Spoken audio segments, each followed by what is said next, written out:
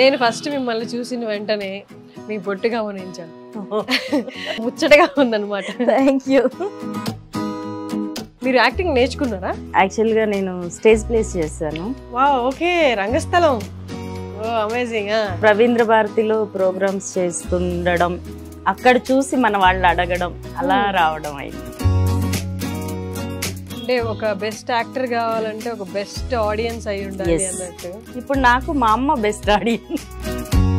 So first chance ఎలా వచ్చింది? అక్కడ రంగస్థలంలో నాటకం చూసి పిలిచారా? ఫస్ట్ సినిమా ఏంటి? ఈ అబ్బాయి చాలా మంచివాడు.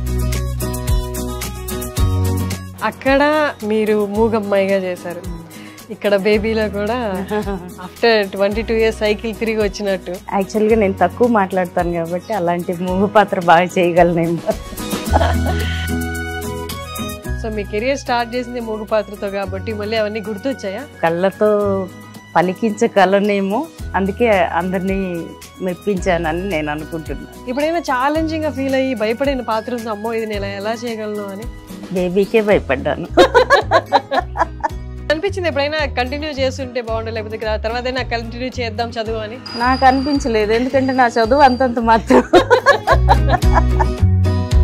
నేను ఇన్ని సినిమాలు చేసి ఇంత ఈ స్టేజ్లో ఉండాలి, లేకపోతే ఇన్ని సినిమాలు చేయాలి, ఇంత పేరు రావాలి అని అది అనుకోవడము, తొందరగా రాకపోవడం, నిరీక్షణ లేకపోవడం, అలాంటి సిచ్యువేషన్స్ ఎలా ఉన్నాయి?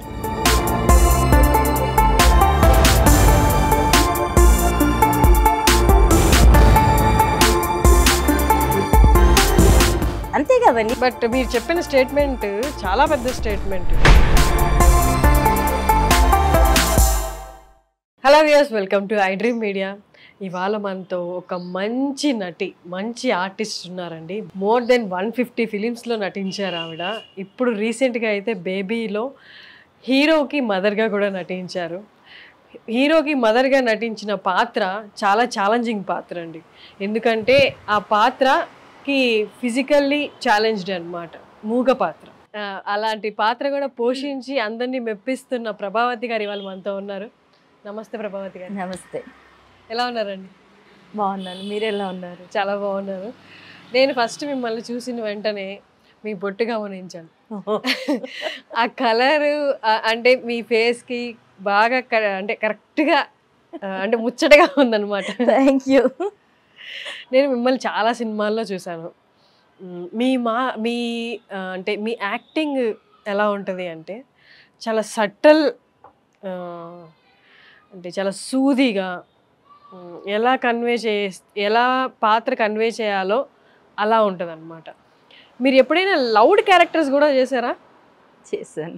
గయ్యాలి క్యారెక్టర్స్ అలాంటివి చేశారా? ఏ మూవీలో? ఊరంతా అనుకుంటున్నారు. కొంచెం కొంచెం మామి, గయ్యాలి మామి అంటే గడుసు. గయ్యాలి అంటాం కంటే గడుసు. ఆవిడ ఒక టెంపుల్లో ఆవిడ మెయిన్ మెంబర్, ధర్మకర్త, గుడి ధర్మకర్త. అవసరాల శ్రీనివాస్ గారు మా అబ్బాయి. ఆ అబ్బాయి ఒక అమ్మాయిని లవ్ చేసి ఆ అమ్మాయిని తీసుకుని వస్తాడు. ఈవిడేంటంటే చాలా డాంబికాలు పోతూ ఉంటుంది. ఎవరు వచ్చినా ఈవిడికి నమస్కరించాలి, కాళ్ళు మొక్కాలి, అలాంటి ఒక క్యారెక్టర్ ఈవిడిది. ఆ అమ్మాయికి అది ఇష్టం ఉండదు. నేను దేవుడికే దండం పెడతాను, మీ మమ్మీకి నేను ఎందుకు మొక్కాలి అంటుంది. అలా ఉంటుంది ఆ క్యారెక్టర్. ఈవిడ కొంచెం గడుసు క్యారెక్టర్. పర్వాలేదు, బాగా చేశాను. అంటే మీ క్యారెక్టర్స్ లాగే ఇప్పుడు నేను మీకు నాకు జరిగిన చిన్న కాసేపటి కాన్వర్జేషన్లో కూడా నేను గమనించింది అది. మీరు నార్మల్గా కూడా అలాగే ఉన్నారు, చాలా ప్రశాంతంగా మాట్లాడుతున్నారు. ఆ మాడ్యులేషన్ కూడా ఎక్కడ ఒక పిచ్చి పెరగలేదన్నమాట. రియల్ లైఫ్లో కూడా ఇలాగే, అంటే నాతో ఇప్పుడు మాట్లాడిన కాన్వర్జేషన్ ఉంది కదా, సేమ్ అలాగే ఉంటారా రోజంతా? రియల్గా నేను చాలా సాఫ్ట్, చాలా కామ్ గోయింగ్. అంటే ఎవరైనా పలకరిస్తే పలుకుతాను, మాట్లాడితే వాళ్ళు కొంచెం ఓకే పర్వాలేదు వీళ్ళు నాతో కనెక్ట్ అయ్యారు అనుకుంటే మాట్లాడగలను, లేదంటే కొంచెం ముక్తసరిగా అలా అలవాటైంది. ఇప్పుడు చాలా బెటర్ అనుకుంటున్నాను నేను. ఇంతకుముందు ఇంకా క్వైట్గా ఉండేదాన్ని. అవునా? ఎక్కడ ప్రాపర్ మీదే? నెల్లూరు. నెల్లూరా? నెల్లూరు. అవునా? ఎక్కడ? సంతపేట. మీది? రంగనాయకులపేట. ఓ పక్కనే. అవునా? అంటే ఇప్పుడు షిఫ్ట్ అయిపోయారు ఇక్కడికి? షిఫ్ట్ అయ్యాం కానీ బంధువులు ఉన్నారు అక్కడ, ఫ్యామిలీ అంతా ఇక్కడే ఉంది. ఓ మీది నెల్లూరా? వావ్. ఇందాక మనం ఇది మాట్లాడుకోలేదు అయితే, అప్పుడు ఇంకా బాగా కనెక్ట్ అయ్యింది. నైస్. అంటే 150 ఫిలిమ్స్. అంటే ఏ ఇయర్ నుంచి ఉన్నారు మీరు ఇక్కడ ఇండస్ట్రీలో? 2001 అబ్బా. 2001. Almost 22 years. మన మీద వర్షం కూడా పడుతుంది. ఓకే, కొంచెం అయితే మనం పక్కకి పెట్టుకుందాం, పక్కకి జరుపుకుందాం. అంటే వానదేవుడు కరుణించాడు, ఇవిడికి కొంచెం స్వెట్ ఎక్కువ, నేను వెళ్ళి దాన్ని తగ్గిద్దామని అలా పడుతుంది. అంటే మీరు ఇక్కడ ఈ చల్లదనంలోనే ఇంత స్వెట్ ఫీల్ అవుతున్నారు. మీది అంటే బాడీ ఉంటుంది కదా, వాతం బాడీ, సరే కొంచెం హీట్ బాడీ, గాలి ఎక్కువ కావాలి, అందరు నన్ను గాలి పక్షి అంటుంటారు. కానీ నెల్లూరు అంటేనే ఫుల్ హ్యూమిడ్ కదా అక్కడ. అవును. మరి అక్కడ నెల్లూరులో ఉన్నప్పుడు ఎట్లా ఉండేది? అంటే అక్కడి నుంచి వచ్చేసి 22 ఇయర్స్ అయిపోయింది కదా, పూర్తిగా ఇక్కడ వాతావరణానికి అలవాటు పడిపోయాను. సో ఇక్కడ నేను వచ్చిన కొత్తల్లో ఎంత చలిగా ఉండేది హైదరాబాద్ కదా. అవును. ఇప్పుడు ఈ మధ్య కాలంలో ఒక 5-6 ఇయర్స్ నుంచి కొంచెం వేడిగా ఉంటుంది. ఇంతకుముందు ఆల్మోస్ట్ మనం బెంగళూరు, మైసూర్ ఎలా ఉండేదో ఇక్కడ అంత కొండల ప్రదేశం అలా ఉండేది. సో బాగా అంటే ఇంట్లో కూడా కొంచెం గాలి ఎక్కువ కావాలి, అలా అలవాటు అయింది. So almost 22 years of journey మీది. అంటే మ్యారేజ్ చేసుకుని ఇక్కడికి వచ్చేసారా? లేదు, ఇక్కడ వచ్చాకే మ్యారేజ్ అయింది. 2007లో మ్యారేజ్ అయింది. 2007లో మ్యారేజ్. అంటే మీరు హైదరాబాద్కి రావడానికి వచ్చాను. రీజన్ ఏంటి? నెల్లూరు కదా మీ నేటివ్. రీజన్ ఏం లేదమ్మా, స్టడీస్ పరంగానా, ఉద్యోగం పరంగానా? ఏం లేదు, షూటింగ్ కోసం. అవునా? ఓకే. మీరు యాక్టింగ్ నేర్చుకున్నారా? లేదు, అంటే యాక్చువల్గా నేను స్టేజ్ ప్లేస్ చేశాను. వావ్, ఓకే, రంగస్థలం. ఓ అమేజింగ్. అందులో రవీంద్ర భారతిలో ప్రోగ్రామ్స్ చేస్తుండడం, అక్కడ చూసి మన వాళ్ళు అడగడం, అలా రావడం అయింది. ఏ నాటకం చూసారు మీది? కొయ్యగుర్రం. కొయ్యగుర్రం దేని మీద అది ప్లే? అది ఇద్దరు సిస్టర్స్ ఉంటారు, ఒకరు మూగమ్మాయి, ఇంకొకరు ఫెమినిస్ట్. ఆ మూగమ్మాయి క్యారెక్టర్ నేను చేసేదాన్ని, ఫెమినిస్ట్ రోల్ నా సిస్టర్ చేసేది. అలా దాన్ని ఎక్కడ ఆ ప్లే ప్రదర్శించినా దానికి అవార్డు రాకుండా అయితే ఇంతవరకు లేదు. ఇక్కడ ఈ మూగమ్మాయికి అవార్డు వస్తే నెక్స్ట్ ఆ ఫెమినిస్ట్కి వచ్చేది. ఏ క్యారెక్టర్ తక్కువ కాదు, ఎవరు తక్కువ చేయలేదు, నేను కానీ నా సిస్టర్ కానీ, నా చెల్లి. సో ఇప్పుడు తను కూడా ఇండస్ట్రీలోనే ఉంది. అక్కడ ఇలా ఒక 150 బెస్ట్ యాక్టర్స్ అవార్డ్స్ నాకు వస్తే తనకు కూడా అలాగే 150 వచ్చాయి. అమేజింగ్. అలా వచ్చేది. ఎట్లా అంటే ఇంట్లో ఎవరైనా కళల పట్ల? ఎవరు లేరండి. నా చెల్లికి చాలా ఇష్టం. అంటే తను చిన్నప్పుడు విజయశాంతి గారి మూవీస్ చూసి అలా అలా ఇన్స్పైర్ అయింది. తనకి విజయశాంతి గారు అంటే చాలా ఇష్టం. సో తను అలా చేయాలనుకునేది, తన తోడుగా వచ్చి నేను ఇలా అయ్యాను అంతే. తోడుగా రావడం. బట్ కళలు అంటే మనం ఎంత ఇన్వాల్వ్మెంట్ ఉండాలి, ఎంత ఇష్టం ఉంటే కానీ అలా. అంటే మీకు ఎట్లా వచ్చేసింది అది? మీ చెల్లెళ్ళకి తోడుగా వచ్చి మీరు కూడా ఇన్వాల్వ్ అయ్యేంత? అంటే మా చెల్లికి జడ వేసుకోవడం, శారీ కట్టుకోవడం తెలియదు, చేత కాదు. చిన్న అమ్మాయి 10th అయిపోయింది అంతే అప్పుడు. సో నేను హెల్ప్ కోసం వచ్చేదాన్ని. తనకంతా నేర్చుకుంటుంది కదా, ఇప్పుడు స్టేజ్ ప్లే అంటే డైలాగ్స్ నేర్చుకోవాలి, యాక్టింగ్ నేర్చుకోవాలి, చెప్పాలి, మనమే ప్రిపేర్ అయ్యేవాళ్ళం. దానికి నేనే గురువు అనుకోవాలి. ఒక రకంగా చెప్తుంటే తెలిసి కాదు, తను చెప్తుంటే నేను చూస్తూ, నేను చాలా ఉత్తమ ప్రేక్షకురాలని, మామూలుగానే మాట్లాడుతుంటే అలా వింటూ ఉంటాను, పాట పాడుతుంటే అలా వింటూ ఉంటాను. నాకు పాటలు అంటే ఇష్టం, డాన్స్ అంటే ఇష్టం, బట్ నేను చేయను, అవేవి నాకు రావు. సో అలా తను చెప్తుంటే విని, ఇలా బాగాలేదు, ఇలా ఉంటే బాగుంటుంది, అలా చెప్పేదాన్ని. అందుకని నేనే గురువు అని చెప్తాను. అంటే ఒక బెస్ట్ యాక్టర్ కావాలంటే ఒక బెస్ట్ ఆడియన్స్ అయి ఉండాలి అన్నట్టు. నేనే బెస్ట్ ఆడియన్. ఇప్పుడు నాకు మా అమ్మ బెస్ట్ ఆడియన్. అవునా? మా అమ్మే చెప్తారు, చీచి ఇలా బాగాలేదు, ఇలా ఉండకూడదు, అలా డ్రెస్ బాగాలేదు, ఈ శారీ బాగాలేదు, ఈ యాక్టింగ్ బాగాలేదు, అలా అమ్మ చెప్తుంటారు చూసినప్పుడు. సో ఫస్ట్ ఛాన్స్ ఎలా వచ్చింది? అక్కడ రంగస్థలంలో నాటకం చూసి పిలిచారా? ఫస్ట్ సినిమా ఏంటి? ఈ అబ్బాయి చాలా మంచోడు, రవితేజ గారిది. అందులో సపోర్టింగ్ రోల్ చేశాను, అదే ఫస్ట్ మూవీ. సో అక్కడి నుంచి వెంటనే ఆపర్చునిటీస్ రావడం. సెకండ్ మూవీ ఒక రాధా ఇద్దరు కృష్ణుల పెళ్ళి. అందులో శ్రీకాంత్ గారు, ప్రభుదేవ గారు, నమిత, నమిత ఇంట్లో నేను పని అమ్మాయి. సో నమిత అనుకొని సునీల్ గారు నన్ను పెళ్లి చేసుకుంటారు. అలా ఒక మంచి క్యారెక్టర్. Okay, nice. అక్కడ ప్లేలో మీరు మూగమ్మాయిగా చేశారు, ఇక్కడ బేబీలో కూడా మళ్ళీ ఆఫ్టర్ 22 years సైకిల్ తిరిగి వచ్చినట్టు. అక్కడ ఎంత ప్రతిభ వచ్చిందో ఈ రోల్కి విత్ సేమ్ క్యారెక్టర్, మూగ క్యారెక్టర్కి మళ్ళీ ఏమనిపిస్తుంది? అదంతా రిఫ్లెక్ట్ అవుతుంది అప్పటిది ఇప్పటిది? అందులో చాలా చేశారు మీరు, 150 movies చేశారు. ఏ సినిమాకి ఆ సినిమా అని చెప్పాలి కానీ ఇప్పుడు right now talk of the town ఈ సినిమా అయింది, అందులో మీ క్యారెక్టర్ మీ గురించి ఎక్కువ మాట్లాడు. ఏమనిపిస్తుంది ఇదంతా? అంటే యాక్చువల్గా నేను తక్కువ మాట్లాడతాను కాబట్టి అలాంటి మూగ పాత్ర బాగా చేయగలనేమో. మూగ పాత్ర చాలా ఛాలెంజింగ్ కదా, మీరు మాట్లాడకుండా మీ కళ్ళతో మీ సైగలతో ఎక్స్ప్రెస్ చేయాలి. సో మీ కెరియర్ స్టార్ట్ చేసింది మూగ పాత్రతో కాబట్టి మళ్ళీ అవన్నీ గుర్తొచ్చాయా? అంటే మనం ఏదైనా కళ నేర్చుకుంటే ఎక్కడికి పోదు అన్నట్టు 20 ఏళ్ళ తర్వాత మళ్ళీ సేమ్ క్యారెక్టర్. అంటే భగవంతుడు నాకు ఎక్స్ప్రెసివ్ ఐస్ ఇచ్చారని చాలామంది చెప్తారు, అది నిజమని నేను కూడా అనుకుంటాను. సో కళ్ళతో పలికించగలనేమో, అందుకే అందరినీ మెప్పించానని నేను అనుకుంటున్నాను. కరెక్ట్ అమ్మా, నిజమే. నేను వచ్చిన దగ్గర నుంచి కూడా మీ బొట్టు మీ కళ్ళ అబ్జర్వ్ చేస్తున్నా, చక్కగా ఉన్నారు. ఇంకొకటి ఏంటంటే ఇండస్ట్రీలో కాంపిటీషన్ ప్రతి పాత్రకి ఉంటుంది. అండ్ మదర్ క్యారెక్టర్స్ దగ్గరికి వస్తే మన ఇంతకుముందు ఇంటర్వ్యూలు చాలా మందివి చూసాము, మదర్ క్యారెక్టర్స్ కానీ సిస్టర్ క్యారెక్టర్స్ చేసే వాళ్ళవి. వాళ్ళు ఎప్పుడు మాకు కో యాక్టర్స్కి పడదండి, దాంట్లో ఈ విషయంలో గొడవ వచ్చింది, ఈ విషయంలో గొడవ వచ్చింది అని.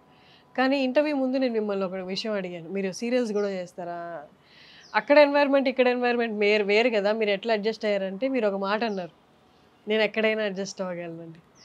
అంటే చాలా రేర్గా వినిపిస్తుంది ఈ మాట. అంటే మ్యాక్సిమం కంప్లైంట్లే ఉంటాయి, పక్క కో యాక్టర్స్తో పడలేదు, ఒకటే క్యారవాన్ ఇచ్చారని చెప్పి అక్కడేదో చిన్నవి గొడవలు. మీకు అలా ఏం జరగలేదా? నేను అవన్నీ పట్టించుకోను అసలు. ఫస్ట్ ఆఫ్ ఆల్ ఏంటంటే నేను క్యారవాన్ కోసం షూట్ వెళ్ళను, సో అందరితో గొడవ పెట్టుకోవాలని అస్సలే అనుకోను. నేను వెళ్ళింది ఏంటి, ఏ పర్పస్లో వెళ్ళాను, పని చేయడానికి వెళ్ళాను. నాకు ఇచ్చిన పనికి నేను న్యాయం చేస్తే నాకు చాలు, మిగతావన్నీ నథింగ్ కదా. మార్నింగ్ నుంచి ఈవినింగ్ వరకు అందరితో కలిసి ఉంటాం, ఆ కొంచెం టైంని మనం ఎంజాయ్ చేస్తూ పని చేస్తే టెన్షన్ సగం ఉండదు. లేదు అంటే టెన్షన్ ఉంటుంది, అయ్యి బాబు ఎలా చేయాలి ఏంటి వీళ్ళు ఇలా ఉన్నారు, అలాంటిది ఏమి ఉండదు. కూల్, వెళ్ళామా అందరినీ హాయ్ అని, వాళ్ళు పలకరించాలని రూల్ ఏముందండి. నాకు పలకరించాలనిపిస్తే నేనే వెళ్ళి పలకరిస్తాను, హాయ్ గుడ్ మార్నింగ్ అంటే అయిపోయింది. తనకు నచ్చితే కంటిన్యూ చేస్తారు, లేకుంటే లేదు.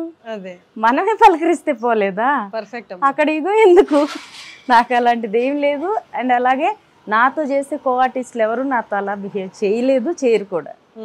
నాతో అందరూ బాగుంటారు, సరదాగా ఉంటారు, ఉన్నంతసేపు నవ్వుకుంటాం, చక్కగా అక్కడ వర్క్కి సంబంధించి మాట్లాడుకుంటాం, బాయ్ చెప్పి వచ్చేస్తాం అంతే. ఇప్పుడైనా ఛాలెంజింగ్గా ఫీల్ అయ్యి భయపడిన పాత్ర ఉంది, అమ్మో ఇది నేను ఎలా చేయగలను అని? బేబీకే భయపడ్డాను. అవునా? ఎందుకంటే అప్పుడు ఎప్పుడో స్టేజ్ మీద చేయడం వేరు క్యారెక్టర్, స్టేజ్ మీద అంటే చాలా గట్టిగా హెవీగా చేస్తాం, లౌడ్గా అరుస్తూ చేయాలి, హెవీ మూమెంట్స్ ఉంటాయి. మూగా అయినా సరే ఆ అరుపు కానీ ఆ యాక్టింగ్ కానీ బాడీ లాంగ్వేజ్ అంతా చాలా హెవీగా ఉంటుంది. అందరికి కనిపించాలి, అందరికీ నేను రీచ్ అవ్వాలి, చివరి ప్రేక్షకుడికి కూడా నేను చెప్పేది కన్వే అవ్వాలి. సో దానికోసం చాలా హెవీగా చేస్తాం. కానీ మూవీకి వచ్చేసరికి అలా కాదు కదండి. మూవీ కెమెరా కంటికి చిన్న కదలిక కూడా చాలా క్లియర్గా కనపడుతుంది. ఏ మాత్రం ఎక్కువ చేసినా అది అపహాస్యం పాలవుతుంది జనాల్లో కదా. దాన్ని బ్యాలెన్స్డ్గా జనాన్ని మెప్పించేలా చేయాలి దేవుడా అని ప్రతి క్షణం భయపడుతూనే వర్క్ చేశాను నేను. మీరు ఎలా క్యాలిక్యులేట్ చేసుకున్నారు? అది చూస్తేమో చాలా లౌడ్గా పర్ఫామ్ చేయాలి, ఇక్కడ చాలా అంటే మీరు వెళ్ళి చూసుకునే వాళ్ళ, మానిటర్ చూసుకునే వాళ్ళ? నాకు అలవాటే లేదండి. మరి ఎట్లా క్యాలిక్యులేట్? ఎందుకంటే ఎదురుగా కెమెరామెన్ గారు ఆయన కన్నుతో మనల్ని చూస్తున్నారు, డైరెక్టర్ గారు మానిటర్ చూస్తున్నారు, నేనెవరినండి వెళ్ళి మానిటర్ చూడడానికి? మరి మీరు ఎలా క్యాలిక్యులేట్ చేసుకుంటారు? నేను అండర్ ప్లే చేశానా లేకపోతే ఓవర్ ప్లే చేశానా? డైరెక్టర్ గారి ఫేస్ చూస్తే తెలుస్తుంది కదా, కెమెరామెన్ గారిని చూస్తే తెలుస్తుంది కదా. ఏ మాత్రం ఎక్కువ తక్కువ ఉంటే వాళ్ళు యాక్సెప్ట్ చేయరు కదా ఫస్ట్ కదా. ఏ మాత్రం ఎక్కువ ఉన్నా అసహ్యంగా ఉంటుంది. పైగా మనం చేసి అయిపోయిన వెంటనే ఒకసారి అలా మా సాయి రాజేష్ గారిని చూస్తే అర్థమైపోయింది, ఓకే ఇది నేను పర్వాలేదు, లేదా 1 more అడుగుతారు ఇప్పుడు అని తెలిసిపోతుంది అంతే. స్టార్టింగ్లో ఎట్లా క్యాలిక్యులేట్ చేసుకున్నారు? స్టార్టింగ్ అంటే రంగస్థలం నుండి జస్ట్ సినిమాల్లోకి వచ్చినప్పుడు అట్లా లౌడ్గా చేసేసారా ఫస్ట్ సినిమాలో? తెలియదు నాకు లౌడ్గా చేశాను కాదు అని కాదు, కానీ యాక్చువల్గా అగస్త్యన్ గారు నా ఫస్ట్ మూవీ డైరెక్టర్. ఆ మూవీకి స్క్రిప్ట్ ఉండేది కాదు, జస్ట్ అందరు 9 members ఉండేవాళ్ళు, మెయిన్ క్యారెక్టర్స్, లీడ్స్. అందరినీ పిలిచి ఇలా ఎదురుగా కూర్చోబెట్టి ఈ సీన్ ఇది, ఈ సన్నివేశం ఇది, ఈ సీన్ ఇది, మీ క్యారెక్టర్లో ఈ డైలాగ్స్ మెన్షన్ చేయండి, మీరు ఇవన్నీ వచ్చేలా చూడండి, అలా చెప్పేవారు అందరికి. చెప్పి అక్కడక్కడ డెవలప్ చేసేవాళ్ళు. ఆయనకి ఏం కావాలో అది మాత్రమే చెప్తారు, దీన్ని మాత్రం మిస్ చేయొద్దు, దీని తోడుగా మీరు ఏమన్నా యాడ్ చేయగలిగితే చేయండి సీన్ అనేవాళ్ళు. అలా చెప్తే చాలా లిబర్టీ, చాలా బాగుండేది. అసలు సినిమాలు అంటే ఇంత ఇలాగే ఉంటాయి అనుకునేలా ఉండేది, బాగుండేది. ఆ క్లైమాక్స్ సీన్ అయితే అసలు మానిటర్ కూడా చూడలేదు నాది. అందులో ఒక సీన్ ఉంటుంది, క్లైమాక్స్ లీడ్ సీను, రవితేజ గారు వచ్చాక ఆయన్ని చార్జ్ చేస్తూ ఒక సీన్ ఉంటుంది. ఆ సీన్కి సార్ ఒకసారి ఏంటి, ఏం పర్వాలేదమ్మా నీకు ఎంత టైం కావాలో తీసుకో, ప్రిపేర్ అయ్యాక ఎస్ అని చెప్తే నేను వచ్చి కెమెరా చెప్తాను అన్నారు. నాకు తెలీదు ఎలా చెప్తాను, ఏం చెప్తాను, ఏం తెలీదు. ప్రిపేర్ అయ్యావా, టైం అంటే అయ్యాము అంటే ఎస్ సార్ అన్నాను. అంటే ఓకేనా, చాలా టైం ఇంకా కావాలి, ఎంత ఒక 2-3 minutes ఇచ్చారు, రెడీ అన్నారు, చేశాను. క్లాప్స్ వచ్చిన తర్వాత కానీ అర్థం అవ్వలేదు ఇది నేను బాగా చేశానని. నా ఫస్ట్ మూవీకి నా అంటే ఒక లీడ్ రోల్ నేను చేస్తున్నప్పుడు నా కోసం యూనిట్ అంతా క్లాప్స్ కొట్టిందంటే నా జీవితంలో నేను మర్చిపోలేని రోజు అది, అసలు ఎప్పటికీ మర్చిపోలేను. అలా వచ్చింది ఆ సీన్, ఆ క్లైమాక్స్ సీన్. అంటే ఆ మూవీలో కొన్ని సీన్స్ ఇప్పటికి కూడా నేను ఎంత రిమోట్ ఏరియాకి వెళ్ళినా సరే, ముసలి వాళ్ళ దగ్గర నుంచి చిన్న వాళ్ళ వరకు అందులో ఉన్న డైలాగ్స్ అన్ని నాకు వినిపిస్తారు, నాకే గుర్తులేవు, వాళ్ళు ఎంత చక్కగా చెప్తారో తెలుసా. ఒక్కొక్క సీన్ అమ్మాయి హీరోయిన్కి జడేస్తూ చెప్తానట, రైస్ని ఎలా వాడచ్చు, అన్నంలాగా, ఉప్మాలాగా, ఇడ్లీలాగా, ఇలా ఎన్ని రకాలుగా వాడచ్చు అని ఏదో ఒక ఉదాహరణ చెప్పి ఒక డైలాగ్ చెప్తానంట. నిజంగా అండి, నన్ను అభిమానించే వాళ్ళకి నేను నిజంగా రుణపడిపోయాను అనిపిస్తుంది. అలాంటివన్నీ వింటుంటే ఎవరు నేను, ఎక్కడ పుట్టాను, ఎక్కడికి వచ్చాను, ఇంతమంది మనసుల్లో నాకు ఇంత మంచి ప్లేస్ ఉందా అనిపిస్తుంది. అది నిజంగా నా అదృష్టం. అమేజింగ్ అమ్మా. అంటే పాత్రలు రావడం అనేది ఇక్కడ చాలా కష్టం. ఒక సినిమా, 2 సినిమా, లేకపోతే 2 ఏళ్ళకి 3 సినిమాలు, అట్లా మీ 20 ఏళ్ళు తీసుకుంటే 150 సినిమా అనేది ఛాన్సులు రావడం అనేది నార్మల్ కదా. కొంతమంది ఏమంటారంటే ఇక్కడ సినిమా చేయాలన్నా, ఇక్కడ ప్రొడక్షన్ ఫుడ్ తినాలన్నా రాసి పెట్టుండాలి, మీకు ఎంత టాలెంట్ ఉన్నా అదైతే ఉండాలి అంట. అంటే కొన్ని ఇయర్స్ ఏమైనా ఉన్నాయా అసలు ఛాన్సులు రానివి, లేకపోతే వచ్చిన దగ్గర నుంచి కంటిన్యూస్గా మీ దాకా వస్తున్నవేనా? ఇయర్స్ కాదు కానీ 1 month 2 months లేదా ఒక మంత్లో ఒక 15-20 days అలా గ్యాప్ వస్తుంది అంతే. ఏంటంటే నిజంగా నా అదృష్టమో దేవుడి దయో నాకు తెలీదు. వచ్చినప్పటి నుంచి నేను వెళ్ళి అంటే ఒకటే, నేను వెళ్ళి అడగలేను, నాకు మాటలే తక్కువ, PR చాలా తక్కువ. సో అలాంటప్పుడు నేను వెళ్ళి అడుక్కోలేను.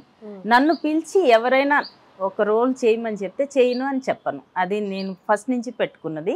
అండ్ అలాగే ఇంకొకటి ఏంటంటే పర్టికులర్గా వచ్చి ఫ్యామిలీలో చేసేయండి, ఇలా చేసేయండి అంటే నాకు ఒక రిక్వెస్ట్ అన్నట్టు, డిమాండ్ ఏం కాదు. చెప్పిన కో డైరెక్టర్ గారిని కానీ మేనేజర్ గారిని కానీ ఏం అడుగుతానంటే చేస్తాను సార్, బట్ ఒక్క డైలాగ్ అయినా ఉందా, ఇంతే అడుగుతాను.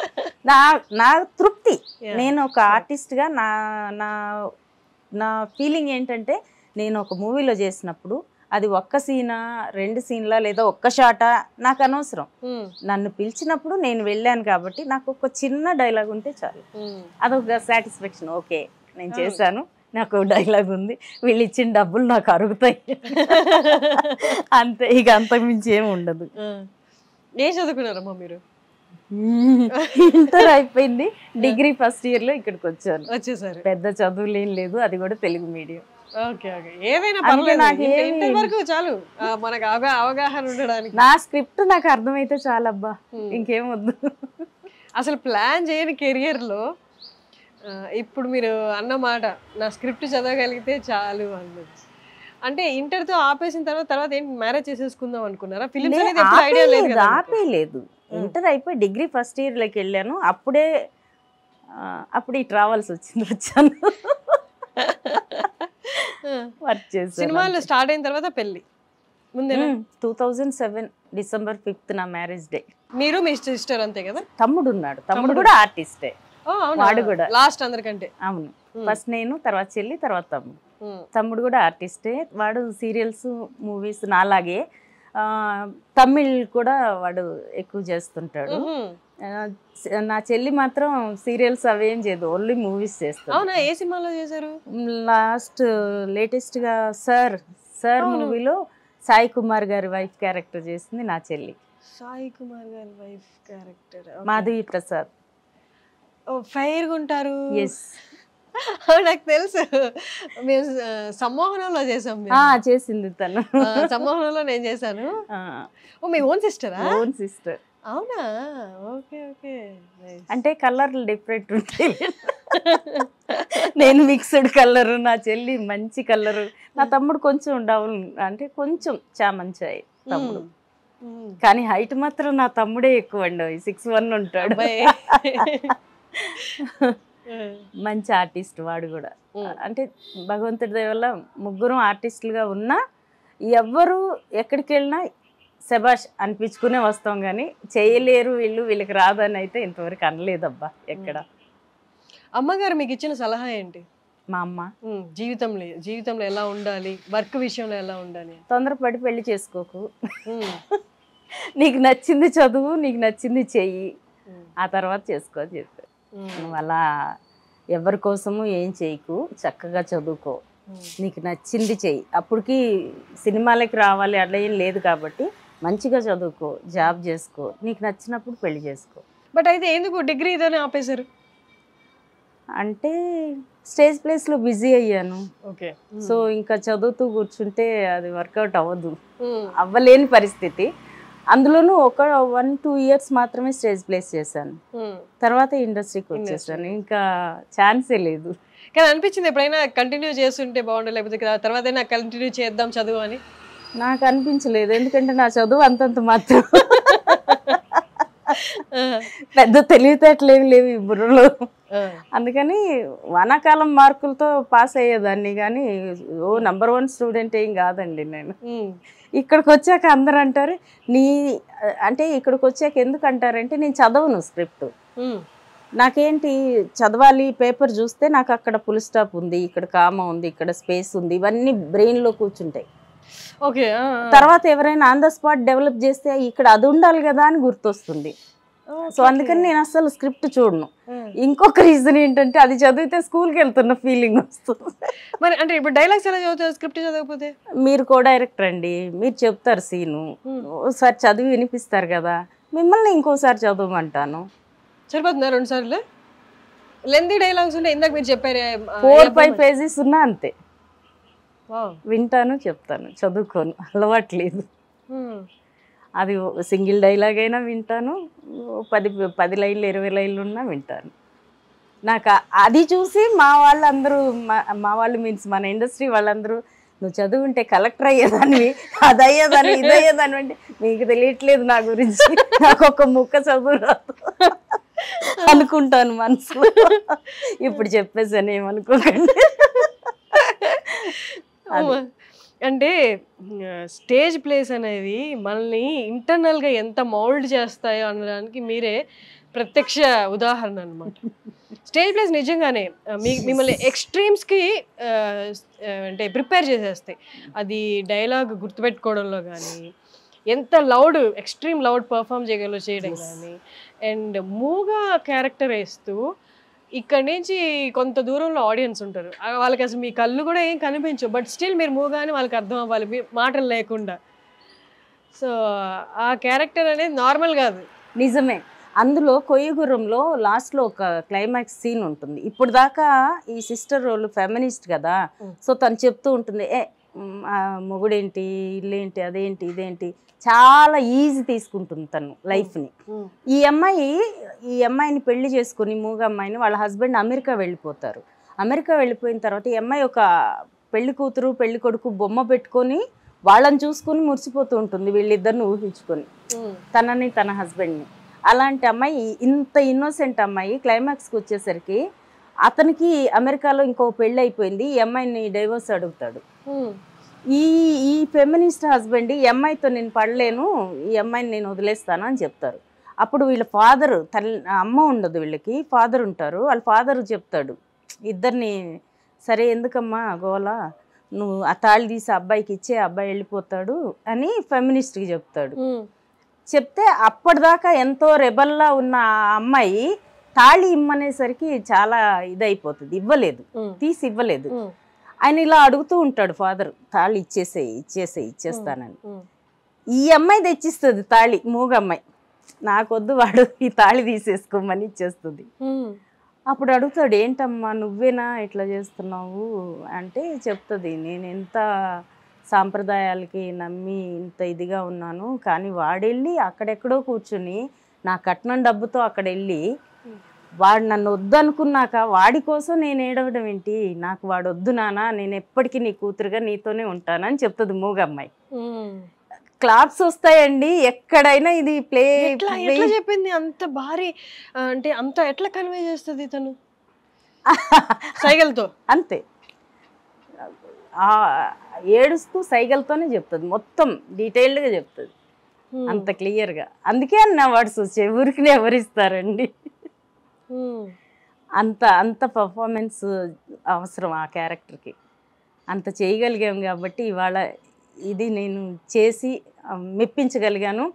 ప్రతి ఒక్కరూ, అమ్మాయి దగ్గర నుంచి అబ్బాయిల దగ్గర నుంచి మగవాళ్ళందరూ కూడా ఏడుస్తున్నారు ఈ క్యారెక్టర్ చూసి. అంటే వాళ్ళ మనసుల్లో అమ్మగా నేను ఎంత నిలిచిపోయాను, తలుచుకుంటేనే సంతోషం పట్టలేకపోతున్నాను నేను. అంటే కష్టానికి ఫలితం ఎలా ఉంటుంది అనేది భగవంతుడు చూపించాడు అంతే.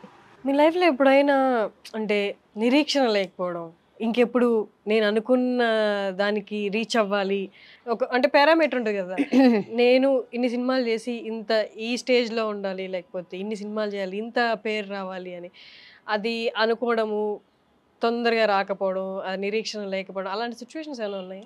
అంటే ఎక్స్పెక్టేషన్స్ ఉన్నప్పుడు అలాంటి సిచ్యువేషన్ ఎదురవద్దని నేను అనుకుంటాను. నాకు అలాంటి ఎక్స్పెక్టేషన్స్ ఏం లేవు, అలాంటి ఆశలు లేవు. నేను వచ్చాను, పని చేశాను, నా పని నేను చేశాను, దానికి ఫలితం దేవుడు ఇస్తాడు, ఎప్పటికైనా ఇస్తాడు.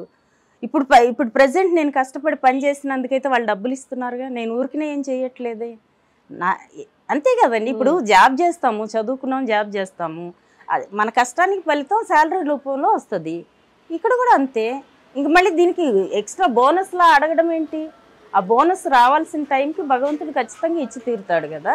బట్ మీరు చెప్పిన స్టేట్మెంట్ చాలా పెద్ద స్టేట్మెంట్. మనం ఎంత ఎంత ఉందో అందులో ఎవరైనా కష్టపడుతున్నప్పుడు మామూలుగా మనందరికి తెలుసు, ఏదైనా ఎక్కువగా ఆశిస్తేనే మనకి మనశ్శాంతి లేకుండా ఉండడం, ఉన్నదాన్ని ఆనందించలేకపోవడం జరుగుతుంది అని. బట్ కష్టపడుతున్నప్పుడు 22 ఏళ్ళ జర్నీ అన్నప్పుడు మధ్యలో ఒక 5 years తీసుకున్నాను, 5 yearsలో ఇన్ని సినిమాలు చేశాను కదా, నేను అనుకున్న దానికంటే ఇంకొంచెం ఎక్కువ గుర్తింపు వచ్చుంటే బాగుండేది, నేను అనుకున్న క్యారెక్టర్ పడితే బాగుండేది, నేను ఊహిస్తున్న క్యారెక్టర్లో ఇన్ని డైలాగ్స్ ఉంటే బాగుండేది అన్నది ఎప్పుడు అనిపించలేదా మీకు? అంటే ఇప్పుడు ఒక సినిమా అనేసరికి ఒక క్యారెక్టర్ ఆర్టిస్ట్తో సినిమా అయిపోదు కదండి. హీరో, హీరోయిన్, విలన్, ఇలా మెయిన్ క్యారెక్టర్స్ ఎన్నో ఉంటాయి. వాళ్ళందరినీ కాదని ఆఫ్టర్ ఆల్ మనం వెళ్ళి ఒక చిన్న సీన్లో నాకు ఇన్ని కావాలని కోరుకుంటే ఎలాగండి? అది ఎంతవరకు న్యాయం చెప్పండి? ఆ సినిమా కథ ఊహించుకున్నప్పటి నుంచి దాని డైరెక్షన్ ఎలా ఉండాలి, ఆ సినిమా అవుట్పుట్ ఎలా ఉండాలని కష్టపడి ఆలోచించుకునే డైరెక్టర్ ఛాయిస్ ఏమి ఉండదా? ఆయన కదా డిసైడ్ చేస్తారు, ఆయన కదా, ఆయన క్రియేటర్, ఆయన స్టోరీ ఎలా ఉండాలి, ఆయన క్యారెక్టర్స్ ఎలా బిహేవ్ చేయాలి అనేది ఆయన డిసైడ్ చేసి కదా పిలుస్తారు. దీనికి మనల్ని పిలిచారు అంటే మనం ఆయన అనుకున్న దానికి రీచ్ అయితే అది గ్రేట్, అంతకన్నా ఏం కావాలి ఆర్టిస్ట్గా అని నా ఒపీనియన్. సూపర్, మీరు చెప్పింది పర్ఫెక్ట్, కరెక్ట్. ఇప్పుడు బ్రహ్మానందం గారిని తీసుకోండి. శ్రీలక్ష్మి గారిని తీసుకోండి, వాళ్ళ రోల్ క్యారెక్టర్ రోలే, బట్ వాళ్ళ ఫేమ్ వాళ్ళ పర్ఫార్మెన్స్ అనేది హీరోస్కి హీరోయిన్స్కి మించి ఉంటుంది. నేను చెప్పేది ఇప్పుడు మనకి డెసిగ్నేషన్స్ అవసరం లేదు, హీరోనా నువ్వు హీరోయినా నువ్వు క్యారెక్టర్ ఆర్టిస్ట్ అనేది కాదు. పర్ఫార్మెన్స్ వైజ్ ఎన్ని సినిమాల్లో ఎంతమంది హీరోలు గుర్తుంటారో లేదో డౌట్, కానీ బ్రహ్మానందం గారు, శ్రీలక్ష్మి గారు, మిగతా క్యారెక్టర్ ఆర్టిస్ట్ ఆలీ గారు, సునీల్ గారు, వీళ్ళందరూ గుర్తుండిపోతారు అనమాట. అలా నేను పర్ఫార్మెన్స్ వైజ్ మీరు ఎప్పుడైనా ఎక్స్పెక్ట్ చేశారా నా క్యారెక్టర్ ఇట్లా అవుట్ స్టాండింగ్గా ఉండాలి, లేకపోతే సినిమాతో సంబంధం లేకుండా నా పర్ఫార్మెన్స్ గుర్తుండాలి అని? ఫస్ట్ పాయింట్ ఏంటంటే ఆర్టిస్ట్గా సెటిల్ అవ్వాలి, ఆర్టిస్ట్గా ఉండాలి, నేను ఆర్టిస్ట్ అయ్యి తీరాలి, నేను ఏమంటారు డెస్టినేషన్ ఒకటి పెట్టుకొని నేను అక్కడికి రీచ్ అవ్వాలి అని ఒక ఎస్టిమేషన్ ఉన్న వాళ్ళకి ఈ థాట్ ఉంటుంది, దీని గురించిన ఇది ఉంటుంది. నిజం చెప్పాలంటే యాక్టింగ్లో నాకు ఓనమాలు కూడా తెలియదు, నాకు అసలు ఏం తెలియదు, నథింగ్. భగవంతుడు నాకు అవకాశం ఇచ్చాడు. నేను ఒక్కటే ఆలోచిస్తాను, నాకు ఇచ్చిన క్యారెక్టర్ని నేను సిన్సియర్గా మా డైరెక్టర్కి నచ్చినట్టు నేను చేయగలిగానా లేదా, ఆ సినిమాకి ఆ డైరెక్టర్ నేను ఏం కోరుకుంటున్నారో నేను అది చేశానా లేదనే ఆలోచిస్తాను. ఆయన ఫేస్లో ఓకే అన్న సాటిస్ఫాక్షన్ నాకు కనపడితే నేను గెలిచినట్టే, నేను రీచ్ అయినట్టే, నాకు అవార్డు వచ్చినట్టే, ఇంకేం కావాలి నాకు. ఇప్పుడు మీరన్న బ్రహ్మానందం గారు, శ్రీలక్ష్మి గారు, వీళ్ళందరి క్యారెక్టర్స్ అన్ని ఎక్స్ట్రీమ్ అయిన తర్వాత నుంచి వాళ్ళ కోసం స్పెషల్గా ఒక లైన్ ఇస్తున్నారు. ఒక డైరెక్టర్ గారు ఒక క్యారెక్టర్ ఒక స్టోరీ అనుకున్నప్పుడు ఇందులో శ్రీలక్ష్మి గారు లేదా బ్రహ్మానందం గారు ఉన్నారంటే వీళ్ళు ఇంకొంచెం ఎక్కువ ఉంటే వీళ్ళ ద్వారా మనకి బాగుంటుంది, మూవీకి ప్లస్ అవుతుంది అని రాస్తున్నారు కాబట్టి చేస్తున్నారు. అలా రాయకపోతే ఎలా చేయగలరు? అలా రాయడానికి ఒక్క క్యారెక్టర్ అనేది ముఖ్యం. ఒక్క సినిమాలో వాళ్ళు అది స్పార్క్ చూసారు, అక్కడి నుంచి కంటిన్యూ అయింది కదా. మీరు అనుకున్నారు ఇప్పటి నుంచి అవుతుంది, ఎలా చెప్తారు చెప్పండి కదా. అదే నేను ఎక్స్పెక్ట్ చేస్తున్నాను యాక్చువల్లీ. ఈ బేబీ తర్వాత బేబీ ప్రభావతి అమ్మ అని నన్ను ఇంకా సంబోధిస్తున్నారంటే యాక్చువల్గా అందరూ ప్రభావతి గారు అంటారు ఇప్పుడు దాకా. ఇప్పటి నుంచి ప్రభావతి అమ్మ అంటున్నారంటే నాకు ఓకే ఇది వచ్చినట్టే కదా. కరెక్ట్, ఇంకేం కావాలి నాకు. నేను కూడా ఐ విష్ ద సేమ్, ఇప్పటి నుంచి మీకు అలాంటి క్యారెక్టర్స్ రావాలి, మోర్ అంటే పర్ఫార్మెన్స్ డ్రివెన్ క్యారెక్టర్స్ రావాలి అని కోరుకుంటున్నాను. థ్యాంక్స్ అలాట్ అండి మాతో ఇంత టైం ఇచ్చి మాతో మాట్లాడినందుకు, అండ్ ఆల్ ద బెస్ట్ మీ ఫ్యూచర్ ప్రాజెక్ట్స్ కూడా. Thanks a lot. Thank you so much.